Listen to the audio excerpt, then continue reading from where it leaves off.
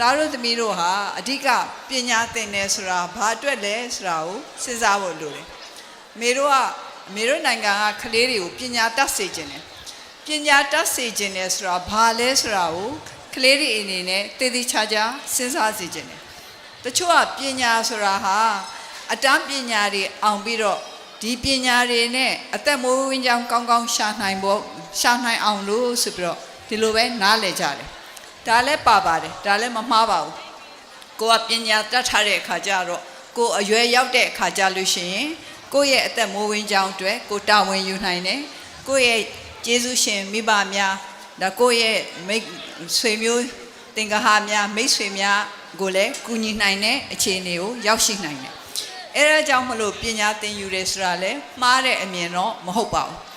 ဒါပေမဲ့ပညာဆိုတာဘာလဲဆိုတာကိုတည်တည်ချာချာစဉ်းစားရမယ်တကယ်စစ်မှန်တဲ့ပညာတန်ဖိုးရှိတဲ့ပညာဆိုတာဟာအခြေအနေတွေကိုမှန်ကန်ဆုံးဖြတ်ပြီးတော့သုံးသပ်ပြီးတော့ဆုံးဖြတ်ပြီးတော့လုံနိုင်တဲ့အရေးချင်းဒီမှန်ကန်တဲ့ဆုံးဖြတ်ချက်တွေအရာလှုပ်တဲ့လှုပ်ထိုက်တာကိုလှုပ်ရဲတဲ့သတ္တိအဲ့ဒါတွေကိုပေါင်းလိုက်တော့မှတကယ်ပညာရှိလို့ပြောလို့ရမယ်လို့အမေကဒီလိုပဲယုံကြည်တယ်အဲ့တော့ယုံကြည်တဲ့အတိုင်းသားတို့သမီးတို့ကိုပြောပြတာဖြစ်တယ်ဒီတော့ကျောင်းတက်တဲ့အခါမှာကျောင်းမှာတော့အချက်လက်တွေအမျိုးမျိုးသင်ပေးတာပေါ့နော်ကျောင်းမှာဟလာဥမာဆိုလို့ရှိရင်နှစ်2 4နှစ်တော့နှစ်3 4 6တို့ဒီလိုဟာတွေသင်ပေးတာဟာဒါတွေတတ်ဖို့တွေမဟုတ်ဘူးစဉ်းစားတတ်အောင်လို့သင်ပေးတာအဲ့တော့ကျောင်းမှာဘာစာပဲသင်အလွတ်ကျက်ဖို့တွေသင်ပေးတာမဟုတ်ဘဲနဲ့ဒီစာတွေကိုအလွတ်ကျက်ခြင်းအပြင်ကိုယ့်ရဲ့ခေါင်းထဲမှာအုံနောက်ထဲမှာမှန်ကန်တွေးတတ်တဲ့အရေးချင်းတွေဖြစ်ပွားလာအောင်သင်ပေးတာဖြစ်ရမယ်ဒါကြောင့်မလို့နိုင်ငံတနိုင်ငံရဲ့ပညာရေးစနစ်ဟာအရေးကြီးတယ်ဆိုတာ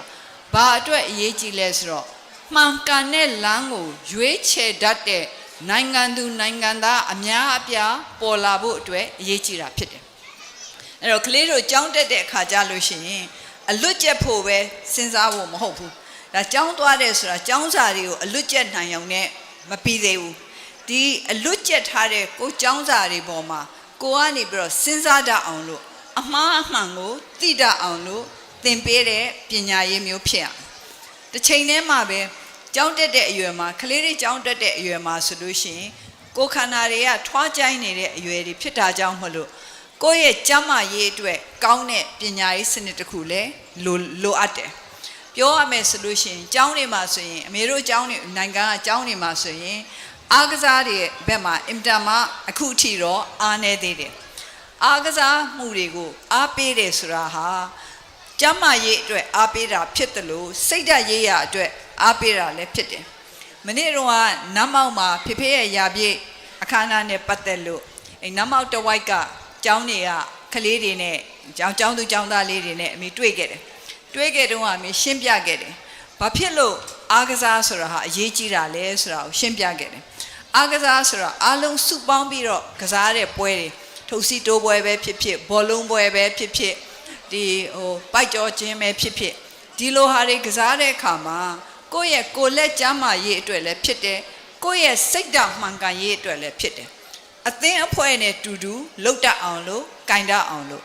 ကိုယ်အသင်းအဖွဲ့နဲ့တူတူအားလုံးတညီတညွတ်ထဲလုံးမနိုင်မယ်ဆိုတဲ့အသည့်တွေငယ်ငယ်ကလေးကနေပြီးတော့ဖြစ်ပွားနိုင်အောင်လို့အဲ့ဒီလိုနီးအမျိုးမျိုးနဲ့လူငယ်တွေကိုပြုစုပြောထောင်ရတယ်ကလေးများစိတ်ချမ်းသာတဲ့နီးတွေနဲ့သင်ပေးလို့ရှိရင်စိတ်မချမ်းသာတဲ့နီးတွေနဲ့သင်ပေးတာတွေအများကြီးထိရောက်တယ်ကျောင်းသွားတာပျော်စရာလို့ကလေးတွေရဲ့စိတ်ထဲမှာဖြစ်လာအောင်လို့လုပ်ပေးဖို့ဟာအများကြီးအရေးကြီးတယ်ဒါမှကျောင်းကသင်ပေးလိုက်တဲ့သင်ခန်းစာတွေကိုတကယ်ခံယူနိုင်မှာတကယ်ကိုအများအတွက်အသုံးဝင်အောင်လို့ကိုကနေပြီးတော့ပြန်ပြီးတော့အသုံးချနိုင်မှာဖြစ်တယ်ပညာရေးဆိုတာဟာကိုတယောက်တည်းအတွက်မဟုတ်ဘူးဆိုတာအားလုံးကနားလည်ဖို့လိုတယ်အခုကလေးလေးတွေငယ်ငယ်လေးတွေကနေစပြီးတော့နားလည်ရမယ်ကျောင်းသွားတယ်ဆိုတာကိုတယောက်တည်းပညာတတ်ဖို့ကိုတယောက်တည်းစာမိုးပွဲအောင်ဖို့သွားတာမဟုတ်ဘူးတစ်ချိန်တစ်ခါမှာတခြားလူတွေကိုကူညီနိုင်အောင်လို့သွားတာဆိုတာကိုငယ်ငယ်လေးကနေပြီးတော့စိတ်ထဲမှာထားစေခြင်းတယ်အဲ့တော့ကျောင်းသွားတိုင်းသတိရမယ်ဆိုလို့ရှိရင်အဲ့ဒီအတွေးလေးကိုတွေးကြပါငါတို့ကျောင်းသွားတော့မယ်ကျောင်းသွားတယ်ဆိုတာဟာ စာမိုးပွဲအောင်ယုံတက်တဲ့အတွက်မဟုတ်ဘူးတစ်ချိန်တစ်ခါမှာငါတို့တွေဟာငါတို့တိုင်းပြည်အတွက်တန်ဖိုးရှိတဲ့လူကြီးတွေဖြစ်လာနိုင်အောင်လို့ကြောင်းသွားတာဆိုတာကိုကြောင်းသွားတိုင်းကလေးတွေရဲ့စိတ်ထဲမှာတစ်ခေါက်လောက်တော့စဉ်းစားစေချင်တယ်အဆိုးရှိတယ်မလားရေပေါက်ကလေးတစ်စက်ကြာလို့ရှိလို့ရှင်ကြောက်တုံးကြီးတွေမြောင်မှပွန်းပဲ့ပြီးတော့ကွဲသွားတဲ့အထိရောက်နိုင်တယ်ဆိုသလိုဒီအတွေးလေးကိုတစ်နေ့တစ်ခါပဲစဉ်းစားမယ်ဆိုရင်တောင်မှကိုယ့်တစ်သက်တာမှာအများကြီးအကျိုးရှိနိုင်တယ်